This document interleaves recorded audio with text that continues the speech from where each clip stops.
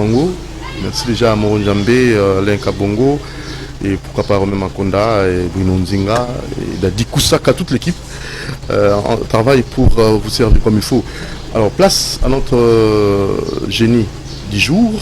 On va aujourd'hui parler de la jeunesse. On va insister sur ce fait. Jeunesse ni au lobby et vous relève à moi. Est-ce que la jeune bazar réellement préparé? Est-ce que Tomituna, la jeune, non ça fait mal. Hein? Tout ça, la jeune n'a pas sauté en balélo. Faisons d'abord un tour du côté de la régie pour cette deuxième rubrique, génie du jour. C'est parti.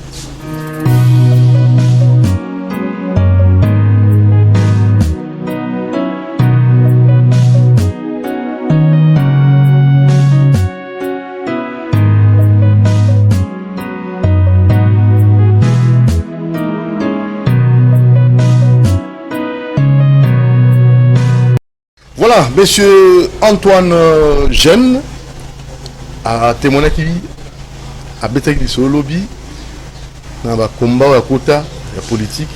Mais ce que les toujours sur la bilingue de façon générale.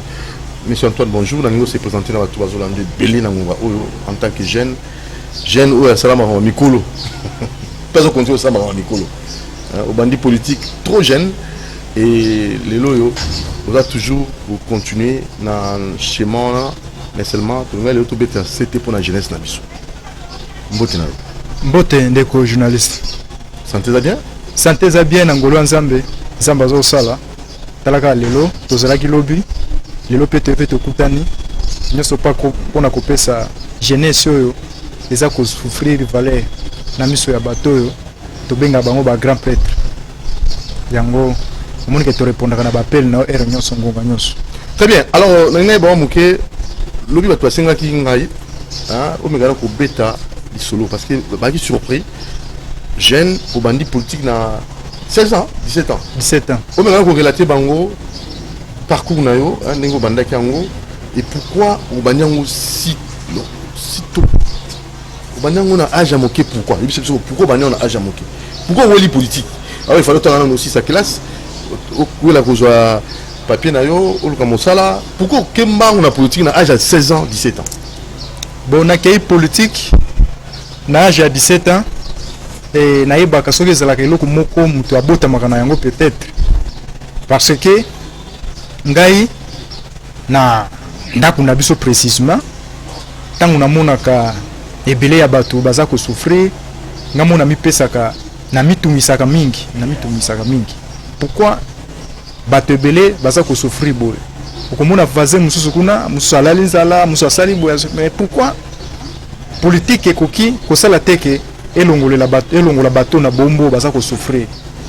C'est pour cela et bana ko pesa nga passion wana ya ko sala politique pe ya ko bunda ba combat nyonso na ko na classe même na zana kati ya classe ba préfet nga ba ibe to bana ko sala ko beta ba débat politique na ba préfet nga.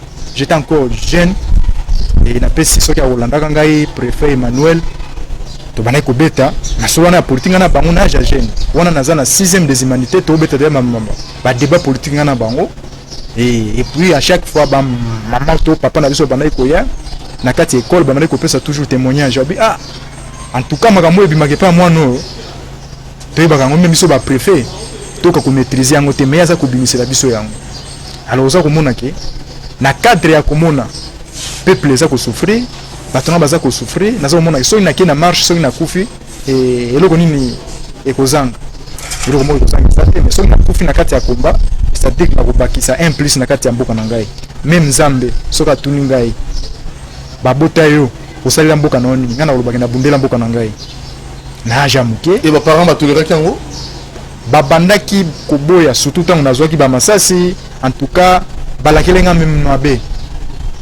si au bimili sous le jour ngamo pe na vandisa bango na convaincre bango baby singa ba bon to ko décider na place ya monate lokola yemoka miyebo yaza osala on va lui donner toujours la chance à kende ko continuer combat na yo yaza koluka ndo moniti lelo naza continuer combat na ngai oza génie du jour to solana yo likamba bilenge to ça ni pona bilenge na biso tant on a zo tirage elenge azo tirer ngai yoka elenge ndenge azo lela elenga zoloba ah oyo ndenge nini oyo mboka oyo neti okokende oyo mboka oyo oyo mboka ndenge nini oyo elenge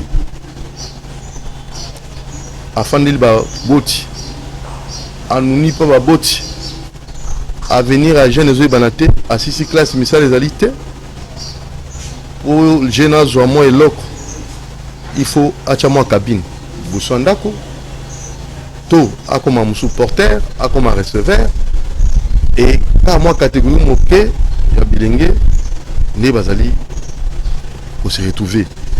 Est-ce que mboka na biso oyo bakoki kosala politique moko te ya kopermettre bilenge bakoka kozwa mwa misala ko-créer baemploi bien que c'est pas facile eza mokolo moko te maso ekokisama mais ko-envisager yango nde mokonzi ya mboka alobaki faire des Congolais, jeunes milliardaires, millionnaires, ça c'est bien mais ametuni tozokende wapi mokolo nini mwana akosumbela ta papa mama na ye mwa wax mokolo nini mwana akosumbela papa na ye ta complet ya veste wana mwana oyo boti okomona yango mokolo nini yo okufa mwana pesi ota veste complété ata wax olati te alors ngazo papa jeune azosilinga azoba biloko ebengana okipe ete azokaka kana jeune congolais aza na pasi azosouffre alors nayeba mwa mokie yo oza génie pasi ya jeunesse oyo ebandi wapi mpe euti wapi po lelo eza régime mosusu. Merci.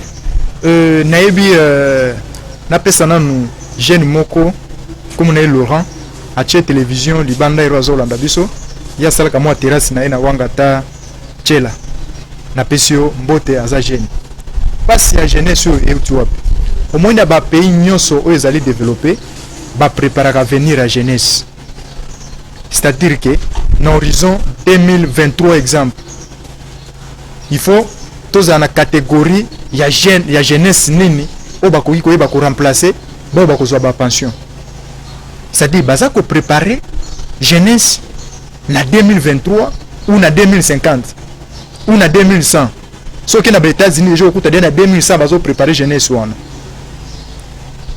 même ba recherche ba on ya kokuta bazo préparer yango qui après biso bana na biso ba ya ko souffrir te il faut tout ça la politique ni il faut tout ça la politique oyo pour ekoya ko sala nini ba jeune wana o ba ko remplacer biso balobaka la jeunesse c'est l'avenir de demain tango ba ko ya ko remplacer biso ba ye ba kokuta na souffrance te mais biso na mboka na biso politique ya perceptive ezate ya venir ezate. Tu peux imaginer au botami au kuti papa no azosa na onatra au kokisi âge à 50 ans papa zaka na onatra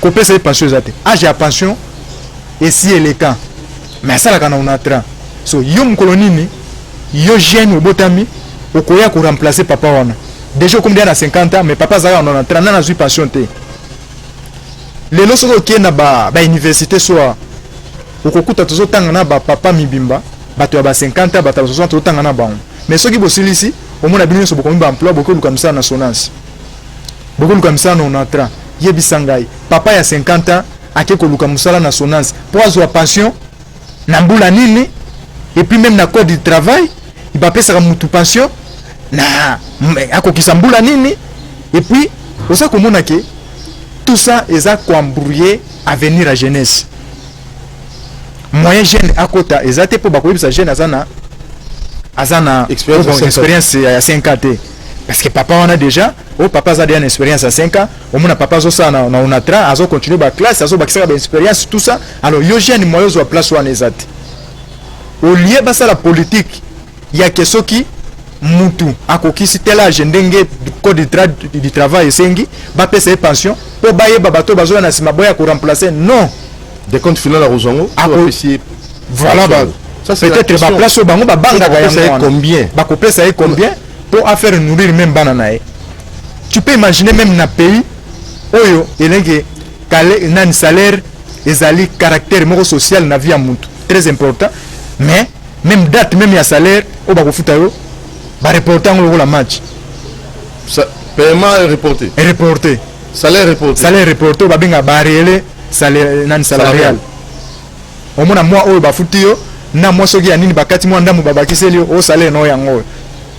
Alors peut-être dans le cadre wana ke baza ko boya kopesa ba papa na ba pension pour jeunesse aya kosala nini aya kotomba yango mona cause yango yo eza koya ke ba jeune bakomi na ba selire ya ba sapatu ba jeune bakomi ba cabines ko créer même ba cabine partout ba cambiste yango za ko mona mboke komi na bulu yeke o ba bengi kibudi bakomba wewa ba tous les sens unique donc okoloba na jeune boya bi tout fina yo tout fait maman na yo te ko finga te na TV quand même te na pas un exemple à jeunesse on va à fingio voilà fingio donc oza ko mona ke to za ko perdre même ba valeur na biso so que même na jeunesse même ya lelo ne to za ke soko sokola omoni mukolo ayi fate mona kisa pesa lelo za isusu te eza isusu te ko kuta la chaîne pena moni pena bombe pena bo mais via télé pourquoi parce que toza vraiment abandonné la balabala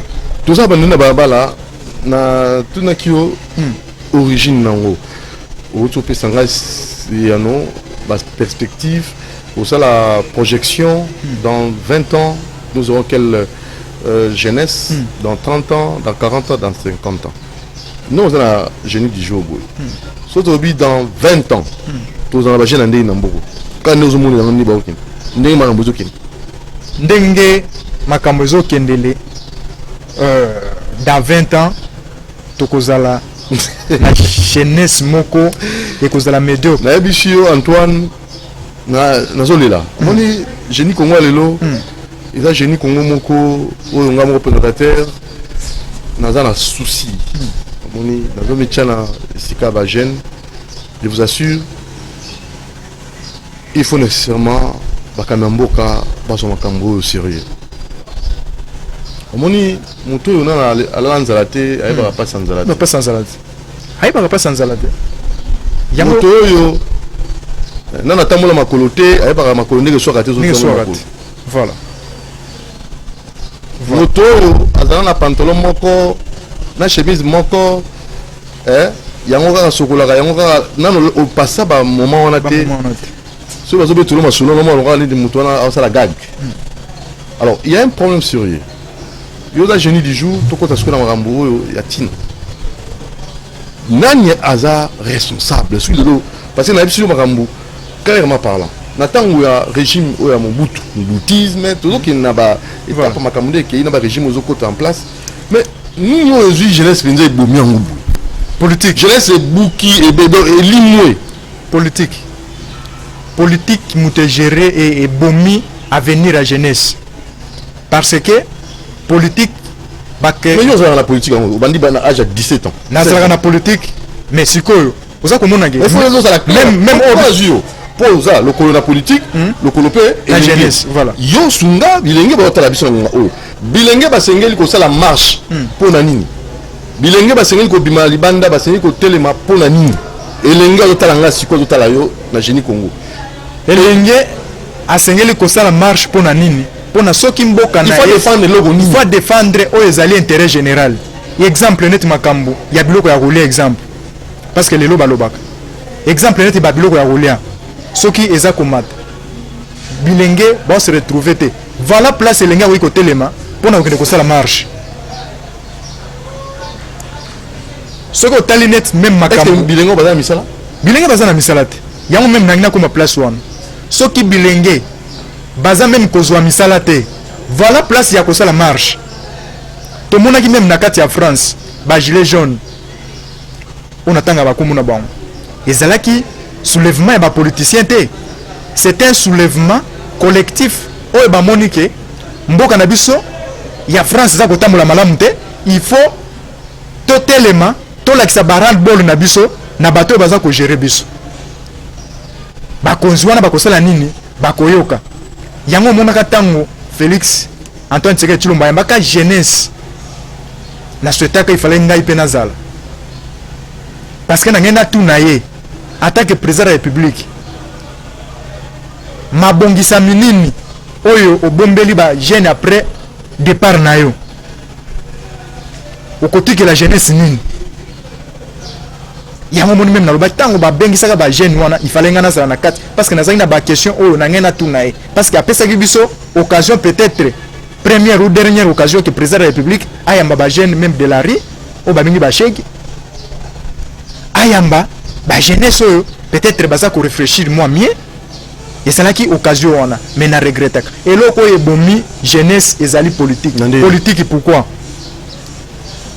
tango biso toyembeli yo parce que à 100% bato bami koto na kobinela à 100% bato bami pesaka na politique ezalaka jeunesse soki otali na ba mobilisation politique nyonso soki osali constant okomona ke à 80% c'est la jeunesse 20% ba papa prêtre tango déjà aux politique wana ba pesi au pouvoir wana il fallait que vendre lobby bateau ba pesi ngai politique c'est la jeunesse et le on a ko sala il faut na créer ba emploi pour na jeunesse mais tokoyemba tokobina en tout cas nasuka mutazui pouvoir et comme découragement collectif.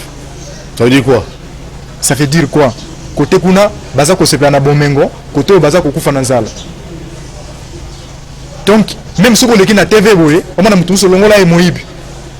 Asa ulukaba pon intérêt na ye. Alors que na ba catégorie nyos bata malam toujours bazalaka. Soki gouvernement oya dirijaka biso si réellement azalaka na posa ya biso jeunesse de konangai il faut créer ba bengi ba emploi.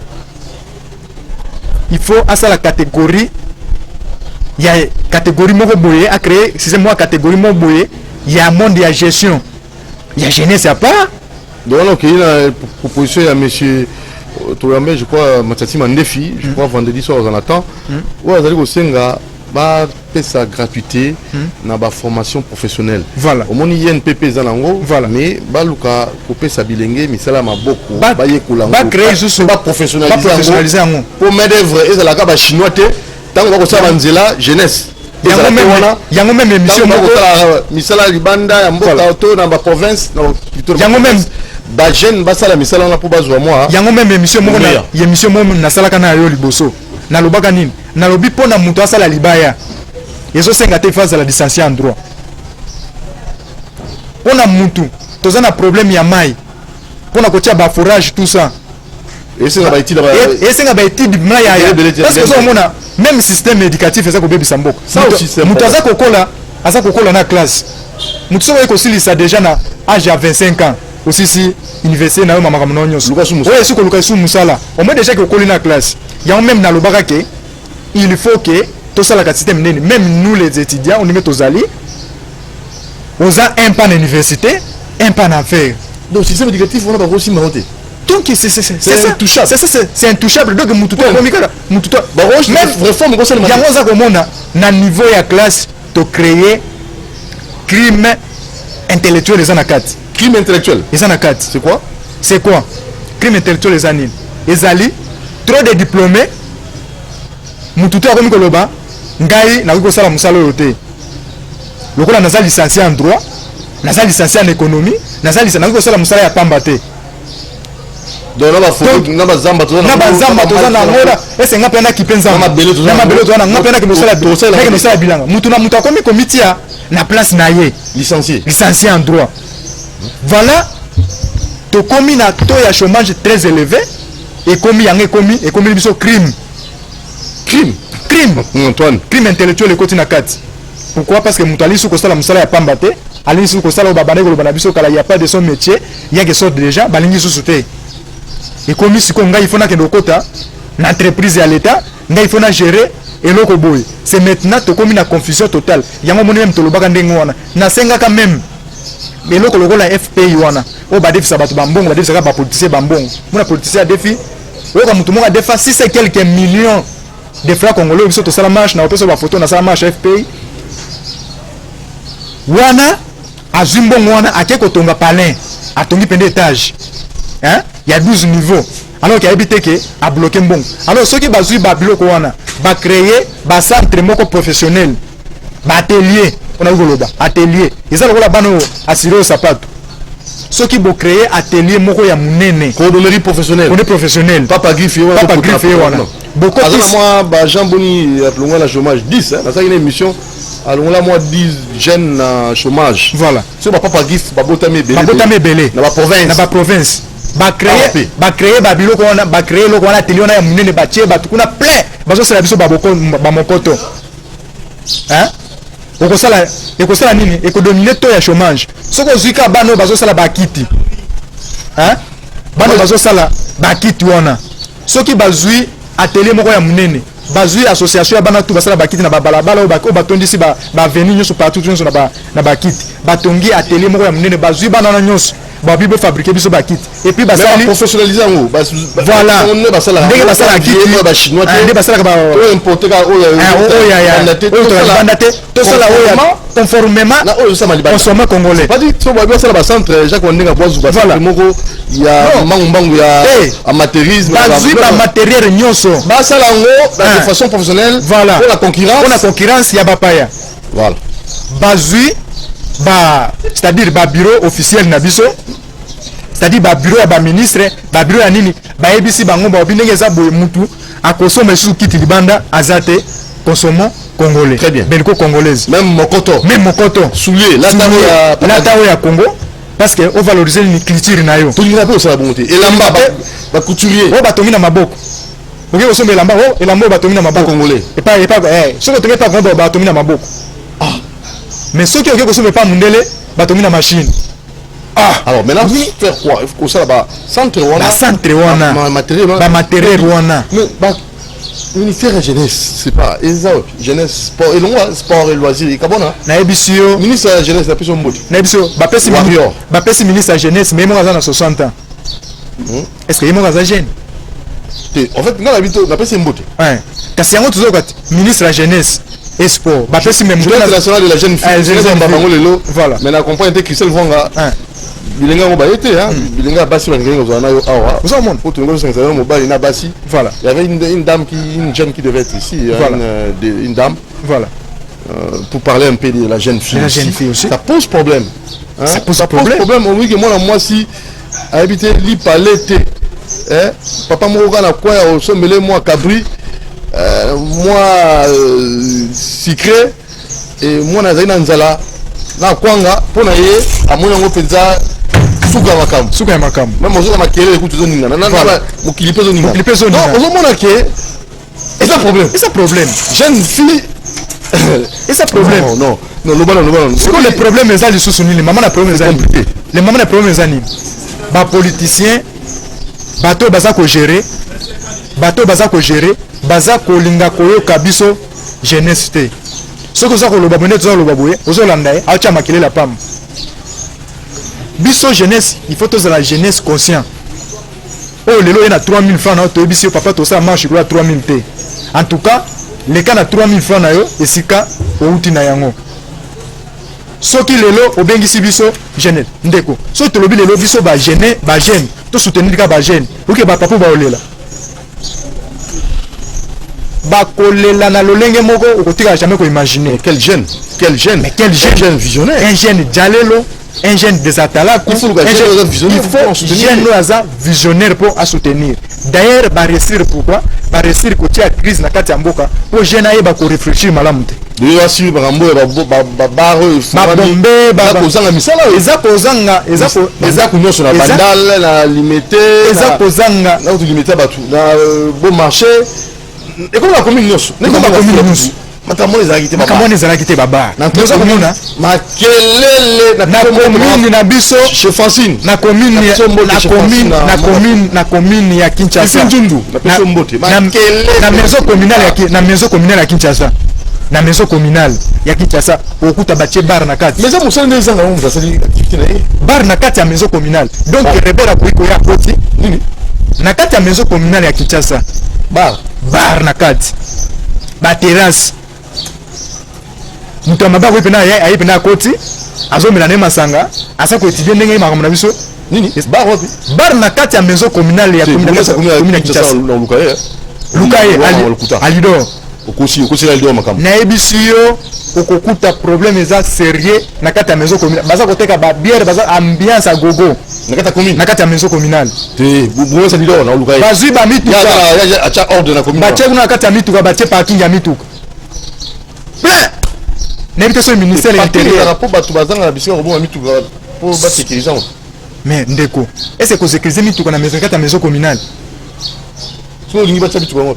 ndeko est-ce que peut-être ma parking peut-être tola pa parking te soki moto oza na parking te yo mona soki na kitambo bato bake ah non franchement moi que tolo bango makambo wana eza te oyo otubie so émission mareke te naza na kitambo nayebi te chauffeur moto moto azoyeba te atelema wapi sikoyo esika otelema bakangi yo sikoyo parking eza wapi ezoyebana te mais siko problème tu mbote na bourgmestre mais problème eziko eti wapi malgré tout eza génie kongo quand même ekota pe na politique omoni moto oyo aza kofutisa ba 500 1000 francs mpona ba parking mpona kotonga ba parking ministre ya transport ndeko ata parking ya lioto eza te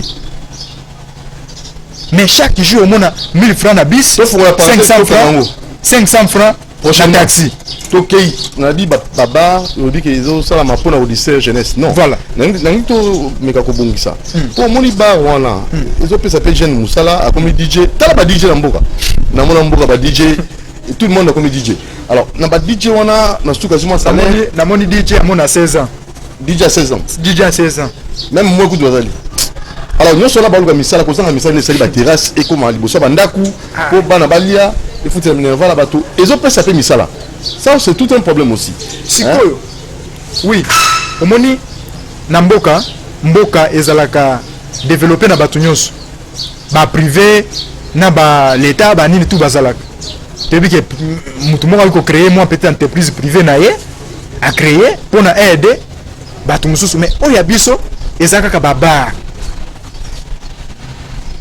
consommation bar na bakabine na basi donc soki omoni banzemba ngo bagene baloba nini oyo soki mobali aza tondima aza ya yo soki pakola ye nini moi je crois que c'est un travail oyo esenga état généraux ezala na niveau culturel baartiste oyo basengi koyemba bazoyemba nini mpo bagene bazwa conscience dans 30 ans makambo ezali na mboka oyo bien ontiki pululu plus 150 na 2150 tozala na jeunesse nini. Alors on doit faire vraiment un effort et analyser maintenant. Faut pas rêver. Tout le monde est facile, hein, maman Karine Otala. Mais là, yo za tenga aux alate. Moron Jamba aux alate, Olivier Longongo aux alate. Bano totika. Bon ça la bana genre nini. Lobi na moni moko na côté na area wa boye. Azana to jeune na mo ba bana na Mikel mo ba chéri na epé. Chéri na e azobeta Shimboki. Azofula ba milenga. C'est ce que les gens mineur. En fait, le petit, le jeune pense que nous devons faire parce que c'est urgent. L'État. Alors on distrait la jeunesse. L'État. Le lobby relève la langue. Bana na bango baza na poto. Bana bango baza na poto. Et puis en plus bana wana o batanga na poto. Kene na ba boîte. Okuta bango ba champagne plein. De ce que tout ça. Tout kindo. Les biens mal acquis. Donc la motivation on a likamona ya mwana soki ya kokisi na 20h après 20h mwana muke minera za nanzila te. Les problèmes ça sérieux wa.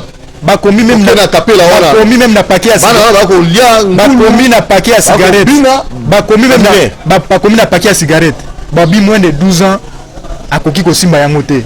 O aza mineur. Mais oza ko mona paquet sous na bombe. O moni batindi mona 9 ans ay ko simba cigarette mais policier ça. Peut que maka c'est possible sur résultat. Bana on doit baza na tina te. Baza utilité. Ba pesi biso masangu. Masangu. Yango ba to 18000. Soki ba meki ko encadrer énergie oyo voilà. Kindaka ba basala yango kaka kanya makase ko sunga ko basala yango tous les provinces. Donc ba province nyonso e fournir biso ba biloko aolia. Kanya maso fournir masangu. Oso fournir ba fufu. Oso ko fournir soki ba banguba. Osoki mama Karine bébé. Masango. Oza ko mona ke moyen te. Ça dit que jeunesse y assurance jeunesse y a montant ezate ezala ko la papa ozana kati ya ndaku mozo préparer bana te naebi député moko il y a encore naebi en famille dans le foyer dialogue ezala vous parlez plus des politiciens cause des politiciens boumi jeunesse mais na kati ya ba foyer les parents prennent le temps pour dialoguer na bana ba politiciens ba bomi pourquoi parce que tant vous a ko futa papa malamu te tant que bana tongo na nalete mona la muki ayiko sombela lipa moko même yo mona kati ndako soko la linza la babi les femmes travaillent n'est pas d'oreille okozwa même mona na yo otinde ke sombela crédit aboy pour bana tongo na nalete so tant yo ko benga bango opesa bango éducation omona mona muso abebi selongi abio ngakuto bana tongo na nalete mais opesa na nini so ozo vandi sa mona bana tongo tina ndako akufa na nzala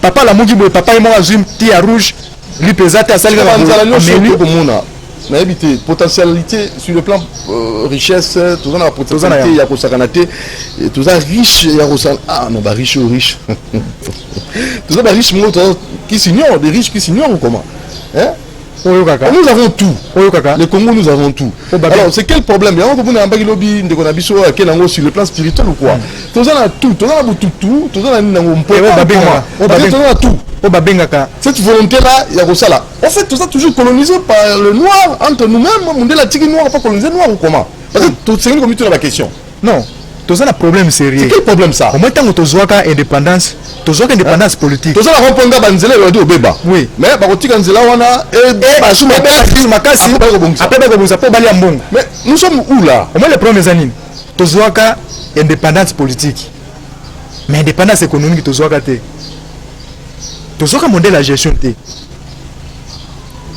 eza lokola mutu apesi yo na loboko ya mwasi mais abombi loboko ya mobali apesi yo indépendance politique mais modèle ya gestion ozwi yango te ozonga te tofanda misa poto bongisa y a pas moyen ezali ba moyen nyonso ezali faisabilité ya étude ya modèle ya gestion ezali mutu mo afanda ti 300 ans zate entre nous soit otali lobi na za mutu lobi na kokufa et na bomengo nyonso na kosala nango nini eloko ni biso toyi kosala tosala nini opposition majorité tovanda totonga mboka na biso tokotonga mboka na biso nini oza komona mutu mususu azali wana tanga aza wana eza pona kaka azwa bomengo ebele bato mususu baza na nzala yango biso tomutungaka même na kati ya ba classe ototangi balobaka la voix du peuple est une loi suprême babilo wana so basoloka na so baloba na biso eza loi moko eza sipo donc il faut salela yango au peuple alobi siko oyo na mboka na biso eza bokoki kolobela ko moko tongo midi poko eloko wana te ekosala donc so ba 20 ans mais si la raté est-ce que l'élection n'est plus sa solution au Rambo élection est plus sa solution parce que si tout ça les élections tout le monde les autres c'est l'autre alors maintenant il faut faire quoi il faut révolution et salam. Quelle révolution? Les Warriors sont sur terrain. Est-ce qu'on peut pas leur donner le temps pour ça à Moussala qu'on peut savoir autant à ça à Moussala? Tanyo c'est ça qu'on peut savoir. Tanyo c'est ça quoi? Est-ce que tout le monde a couru au Calais bango? À cause de la tête, parce que ça la bande 5 ans na bango ti 5 ans. Parce que ça tout le monde a bloqué bango à zate. Les Warriors sont là. Les Warriors sont là. Les Warriors, c'est-à-dire que les guerriers. Bazar de terrain. Parce que au moins les mots français bimaga, bamana biso ba comprendre. Ceux qui ba lobby Warrior la qui guerrier. Ils sont là sur le terrain. Ah, bazar de terrain. Alors, c'est quand un guerrier qui n'a pas bunda guerre. Et le gouvernement salak. A gagné la guerre wana. Mais ceux qui ba bengi au guerrier au polo akak. Et c'est ba bengi au guerrier mo lisusu. Tu peux ça peut monter en temps. Tu peux ça temps. Na biso 5 ans sur mon moyo ezali ya bango. Oyo pe koya ba ko jouer pe kaka bango.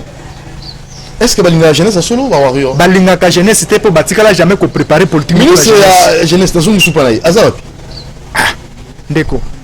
Quelle politique que nous pouvons mettre en place pour permettre aux jeunes de bien lobby dans 10, dans 20 ans? Quelle politique? Politique, oui, qu'on mettre la jeunesse base à la bien lobby et ça qu'on crée emploi. Quel emploi? Quel emploi? Donc, gratuité, il y a formation professionnelle.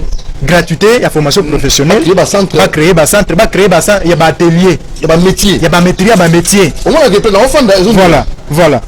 Va créer un atelier, il y a un métier. Bango, parce que ce n'est pas tout. Mais ça a offert. Et ça, mutu mon côté. Attendez, oui. Balobi, et ça, na mutu mon côté, au créer ma entreprise. Et si batunyo, c'est ce qui modèle ya gestion ya malam. Ceux qui vont créer modèle de gestion à malam, vont créer même la place, au moins même dans les pays développés, au moins même place et là que vous produire une bonne côté, mais bah c'est en valeur. Au moins bah tu vas mettre football à bout. Mais ça bah tout le salaire n'a autant de millions. Football est en zéto si au bêti boy. Quoi? Au bêti boy. Qui est? même bakike réseau futa mabambongo na musu babeta na ba glace wana football tennis te moi j'ai mon bon moni bazotindika ngo boye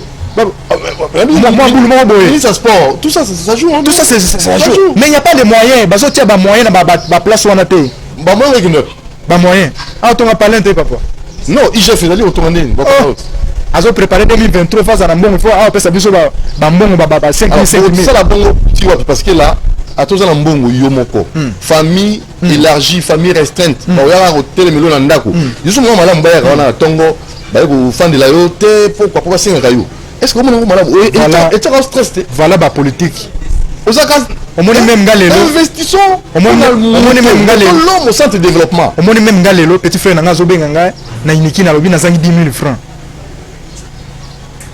na iniki mais est-ce que c'est si yama comment tout ni moto mundo akomi colon akomi moto mundo to ndini est-ce que biso moto zo mininga biso mo batu to milinga te pourquoi place pour l'intérêt de qui nous travaillons pour l'intérêt de qui l'intérêt jeunesse l'intérêt personnel mabe ya mutu munde zani mon tir na babu na candidat député deux fois dans le Congo mais ba jeune wana c'est comme s'ils sont habité to sengeli kota là qui est visionnaire au rechape député voilà pour que ndegoloba makambo un député problème député dans un projet de société député ko biso ngana géraka te ngana géraka na ngate mutajira gouvernement alors que elo ni okufela kibole ka député mon cher Doudou Montiri Jacobin Milton na motel Fikin ta page d'une chaque samedi dimanche en plein air sans intervention et responsable bourgmestre sa commune alimenté Douglas Ozawapi Douglas Doudou Ozawa na pression moté ba la classe bazongi classe repose ali te donc na motel Fikin bilenge balingi ambiance koleka nyonso